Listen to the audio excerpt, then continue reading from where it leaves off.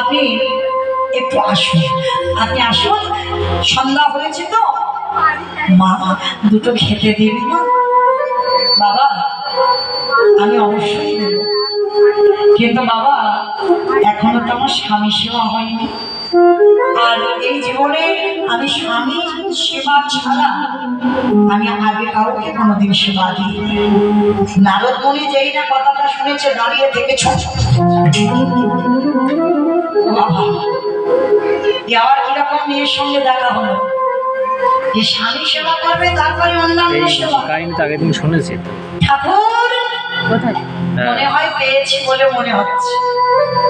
এই মর্তে এরকম মেয়ে আছে বলে তো আমার জানা নাই। মর্তে এইরকম মেয়ে আছে, আগে স্বামী সেবা দেবে তারপরে অন্য কিছু সেবা, এটা তো অসম্ভব। ঠিক আছে মা, নারদ মনে মনে ভাবছে দেখতে হবে এই মেয়েটার স্বভাব চরিত্র, সারাদিনের আচরণ কেমন। একটা কথা মনে রেখো মা, যারা সহধর্মিণী হয় তাদের চরিত্র, তাদের কথা বলা, তাদের ধরন সবটা আলাদা হয়। বউ আলাদা, স্ত্রী আলাদা, সহধর্মিণী আলাদা। এই নারীদের মধ্যে পাওয়া যায়, কিন্তু এখানে খুঁজলে বাবা একটা মিলবে কি তা সন্দেহ। বাবা শোনা, বাবা তুমি এখন কাগজটা রেখে দাও, এখন দিও না, পরে দেবে, পরে দেবে, শোনো পরে দেবে, এখন দিও না। তাইবার যেই না মর্তের মাটিতে অনুসুয়া নারদ বলে তো চিনতে পারছে না, ভাবছে সাধারণ একটা মানুষ এসেছে। এইবার সন্ধ্যাবেলায় কি করেছে মা, সন্ধ্যা প্রদীপ দিয়ে এইবার প্রথমে স্বামী সেবা করেছে। স্বামী সেবা করে এইবার যা রান্না করেছিল অতিথি রূপে নারদকে সেবা দিয়েছে। নারদের আসন পেতে দিয়েছে, অনুসুয়া পাশে বসে পাখার বাতাস করছে। আমার এখন যেমন কারেন্টের বেলায় তখনকার না, স্বামী সেবা বলো অতিথি সেবা বলো পাশে বসে পাখার বাতাস করতে। সেদিনটা মনে হয় ভালো ছিল, অনেক উন্নত হচ্ছে তো, আরো জগতে না জানি আমার ছেলে ছেলের বেলা আরো কি হবে। তো আজকে পাখার বাতাস করছে আর অতিথি সেবা দিচ্ছে, আর অনুসুয়া জিজ্ঞাসা করছে বাবা তোমার কেউ নেই, এত বয়স হয়েছে, ও বাবা তুমি ভিক্ষায় বেরিয়েছো কেন, তোমার কেউ নেই? বলে বাবা, নারদ মনে মনে মনে ভাবছে আমার পরিচয় দিলে তো হবে না, তাহলে তো বুঝতে পারবো না এই সারাদিনের চরিত্রটা কেমন, তাহলে আমাকে একটু ছলনা করতে হবে। অনুসুয়া মাকে বলছে মা শোন, আমার সব ছিল,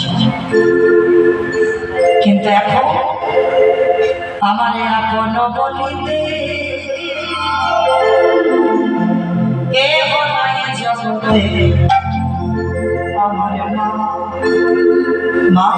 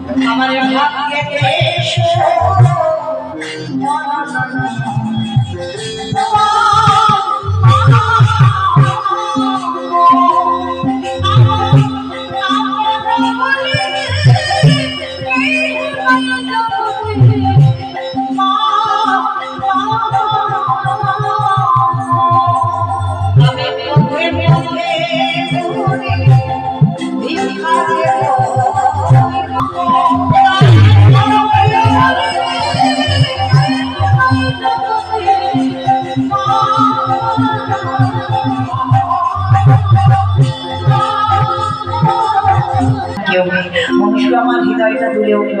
বাবা তোমার যতদিন ইচ্ছা, তোমার যখন কেউ নেই তুমি আমার বাড়িতে থাকো। নারদ মনে মনে চিন্তা করছে আমি তো সবসময় থাকবো বলে আসিনি, আজকে রাতটা আমি থাকবো, আর রাতটা থেকে থাকলেই আমি বুঝতে পেরে যাব তোর চলাফেরা, তোর চরিত্র কেমন। এবার নারদ মুনি ছদ্মবেশে আছে বাড়িতে, সারা রাত শনি সেবা করে ঘুমিয়ে পড়েছে। ঠিক ব্রহ্ম মুহূর্ত, সূর্য উদয়ে 1 ঘন্টা 36 মিনিট আগে ব্রহ্ম মুহূর্তে আমাইরা নারীদের সর্বাগ্রে প্রথম কাজ ঘুম চোখটা খুলে স্নান করা। কিন্তু আমরা কেউ করি না, সবার আগে স্নানটা করি। যা কিছু কর্ম হবে স্নানের পর, আগে নয়। কেন? মহাজনেরা বলছেন তুমি যে ঘুমিয়েছিলে না, তুমি তো মরে গেছিলে, তোমার শরীর অসুচি। বলো মা, তুমি যে ঘুমিয়েছিলে তুমি কিছু জানতে? কখন যে হাওয়াটা বেরিয়ে যেত কিছু বুঝতে পারতে না। তাহলে ঘুমানো মানে অসহজ হয়ে গেল, শরীর অসুস্থ। সেটাকে রন্ধনশালে বিশেষ করে যারা যাবে, স্নান না করে কোনো দিনই যাবে না, কোনো দিন। তো আজকের অনুসূয়া মা সমাজকে শিক্ষা দিচ্ছে, নারী জাতিদের, আপনাদের আমাদের। ভোরবেলা মানে প্রতিদিন সূর্য উদয়ে 1 ঘন্টা 36 মিনিট আগে ওঠে। দেখবেন মা, আগেকার দিনের মায়েরা, এখন যেমন আমাদের এই তো কনকনে শীতের বেলা, তখনকার দিনে গায়ে জামা টামা ছিল না, শুধু শাড়ি ব্যবহার হতো না। সে বিদ্যাসাগরের আমলে বলে তখন শুধু শাড়ি ব্যবহার হতো, কোনো এত দামি দামি এত ভ্যারাইটিসের ব্লাউজ ছিল না। ছিল কি? ছিল না। তারা কি করতো? ভোরবেলা উঠে ওই যে গরুর গোবর নিয়ে দেওয়ালে দিত, নেতা দিত, ঠিক আছে? কি গো মা, এখন আর গোবর জল ছড়া দাও? ভর হয়েছে, গোবর জল কোথায় দেবে? তাই না? কিন্তু না, অবশ্যই দিতে হবে, কারণ গোবরে মা লক্ষ্মী বাস করছে। যদি ঘরে লক্ষ্মী বেড়াতে চাও, প্রতিদিন যত পাথর সেটি করা ঘর বানাও না কেন, তোমাকে দরজায় একটু অন্তত ওই গোবর জল করে একটু ছড়া দিল। ভোরের বেলা আমার ঠাকুমাদের দেখতাম ছড়া ঝাড় ফেলতো, তাই না? ছড়া ঝাড় বলে তো, ছড়া ঝাড় ফেলতো। এখন আর দেবেন আমার সব মডার্ন তো সিরিয়ালের মতো হচ্ছে, গোবরে হাত দেয় বেশ। কিন্তু মা একটা কথা বলে যায়, গোবরে হাত দাও না কেন? কারণ এটাই তো মা লক্ষ্মী। হ্যাঁ, দুর্গন্ধ বলে না, অপরাধ দিও না মা, কারণ ওইখানে লক্ষ্মী বসবাস করছে, গরুর ওই গোময়তে। আজকে যেই না অনুসূয়া মা ভোরবেলা উঠেছে, আর নারদ তো সারা রাত ঘুমায়নি, শুধু দেখছে দেখবে অনুসূয়া কি কি কাজ করে। আর ভোরবেলা উঠে স্বামীর পাশে রেখে চলে গেছে কোথায়? প্রভাতে উঠিয়া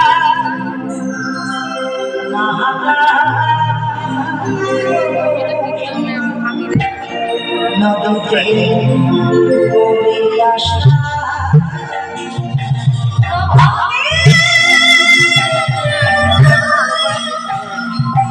বাড়িতে সকাল হয়ে গেল আজকে। এখন আমরা ঘরে ঘরে স্নান, তখনকার দিনে মা গঙ্গার ঘাটে, পুকুর ঘাটে স্নান দেখতে, সেই পুকুরের জল খাওয়া হতো। স্নানের পুকুর আলাদা ছিল, স্নানের ঘাট। স্নান করে অনুসূয়া মা আঁচলে ভিজিয়ে জল আনতো, কোনো পাত্রে নয়, আঁচলে ভিজিয়ে জল এনে বাড়ি আসতো। এসে দেখে না স্বামী ততক্ষণে ঘুম ভেঙে গেছে। সবার আগে বিছানা থেকে চরণ দুটো নামিয়ে অনুসূয়া মা ওই আঁচলের জলটা ভালো করে নিয়ে স্বামীর চরণে দিয়েছে। স্বামীর চরণে দিয়ে সেই চরণ ধৌত করা জল প্রথম সকালবেলা অনুসূয়া মা পান করছে। আড়াল থেকে নারদ মুনি দেখা মাত্র ছুটে, ও মা, এরকম নারী আবার মরতে?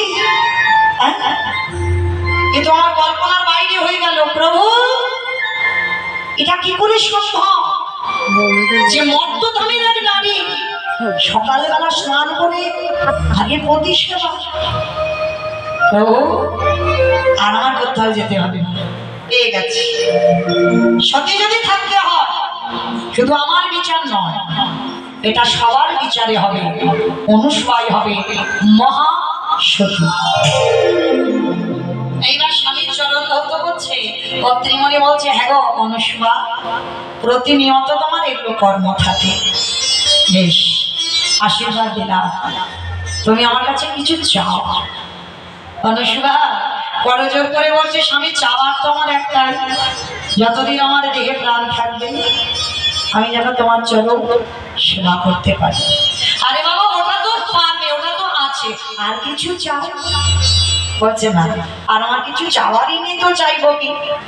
সাবিত্রীমণি বলছে, শোনো, তুমি চাইছো না তো, তোমার এই ভক্তির জোরে একদিন না একদিন ব্রহ্মা বিষ্ণু মহেশ্বরকে তুমি তোমার পুত্র রূপে করে পাও। একেবারে সকালবেলা আশীর্বাদ দিয়ে দিল। অনুষ্মা মা চরণ ধৌত করা জল পান করে প্রণাম করেছে। আমায়রা একটা কথা সত্যি করে বলবে, হরিবাসরে কিন্তু এবার আমি আসি। বাবা, তোমার তো কেউ নেই, তুমি কোথায় যাবে? যাবো রে মা, যাবো, আবার তোর কাছে আসবো, তবে আমি তোকে আশীর্বাদ দিয়ে দিলাম, একদিন না একদিন ব্রহ্মা বিষ্ণু মহেশ্বর তোর দরজায় এসে বন্দি থাকবে। আজকেই দুটো আশীর্বাদ পেয়ে গেল অনুষ্মা মা। স্বামী দিল, ওদের তিনজনকে পুত্র রূপে পাবি, আর নারদ মুনি যার কথা হয় না রোগ, সেই তো নারদ, সেই আশীর্বাদ দিল, তিন দেবকে তুই তোর ঘরের দরজায় বন্দি করে রাখবি। নারদ আশীর্বাদ দিয়ে দিল। আশীর্বাদটা দিয়ে নারদ মুনি মনে মনে ভাবছে, এখন আমি প্রভুর কাছে যাব না, আমার একটু কাজ আছে। কি কাজ? আমার নারদের বহনটা কি গো?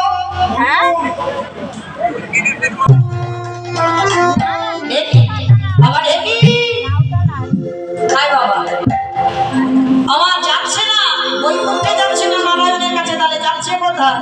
ও বাবা ঢেকি রে, চলে চলে না বাবা